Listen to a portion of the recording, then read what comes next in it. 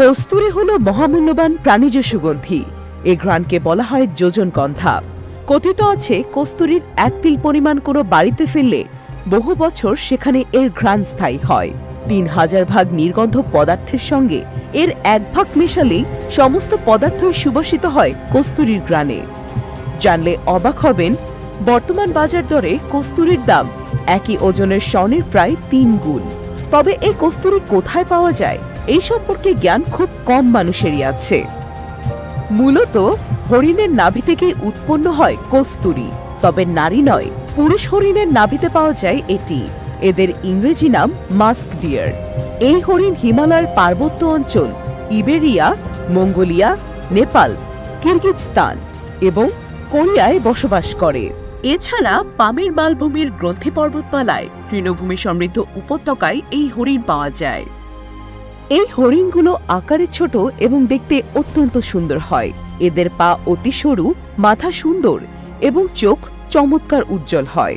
এই হরিণ অন্য হরিণ থেকে আলাদা হয়।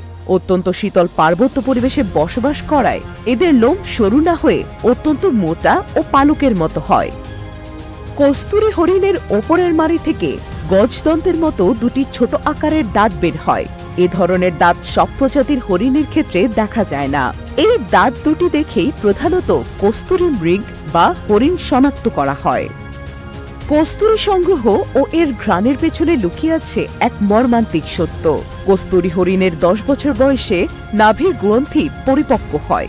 এ সময় হরিণটিকে হত্যা করে নাভি থেকে তুলে নেওয়া হয় পুরো গ্রন্থিটি। তারপর রোদে শুকানো হয়। একটি পূর্ণাঙ্গ কস্তুরী গ্রন্থির ওজন প্রায় ৬০ থেকে ৬৫ গ্রাম।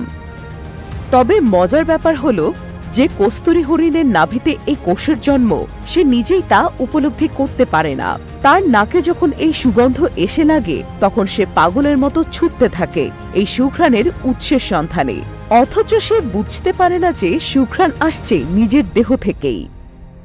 এ প্রজাতির হরিণ আত্মরক্ষায় পটু, কিন্তু তারা নিজেদের লুকিয়ে রাখতে পারে না, কারণ এদের দেহে থাকা ওই গ্রন্থির তীব্র ঘ্রাণ। এই ঘ্রাণ অনুসরণ করেই কস্তুরী সন্ধানী শিকারীরা ঠিকই এদের সন্ধান পেয়ে যায়। সংগৃহীত কস্তুরী কোষের বাইরের দিকটায় থাকে এলোমেলো কিছু লোম। সেগুলো ছাড়িয়ে শুকনো কোষটিকে যখন পানিতে ভেজানো হয় তখন পরিষ্কার কস্তুরী বেরিয়ে আসে। মাস্ক ডিয়ার প্রজাতির সব হরিণের নাভিতে একই পরিমাণ কস্তুরী উৎপন্ন হয় না। হরিণের বয়স এবং পরিবেশ ভেদে কস্তুরীর পরিমাণের তারতম্য হয়। দেখা যায় ১ কিলোগ্রাম কস্তুরী পাওয়ার জন্য প্রায় ২,০০০ হরিণ শিকার করতে হয়। কস্তুরী যখন সংগ্রহ করা হয় তখন এর গন্ধ এত উগ্র থাকে যে হরিণের নাভিকোষ কেটে নেওয়ার সময় শিকারীরা মোটা কাপড় দিয়ে নিজেদের নাক বেঁধে নেয়। অনেক সময় এই গন্ধ সহ্য করা কঠিন হয়ে দাঁড়ায়। কারো কারো চোখ নাক থেকে পানি ও মুখ থেকে লালা ঝরা শুরু হয়, এমনকি জীবনহানিও ঘটে।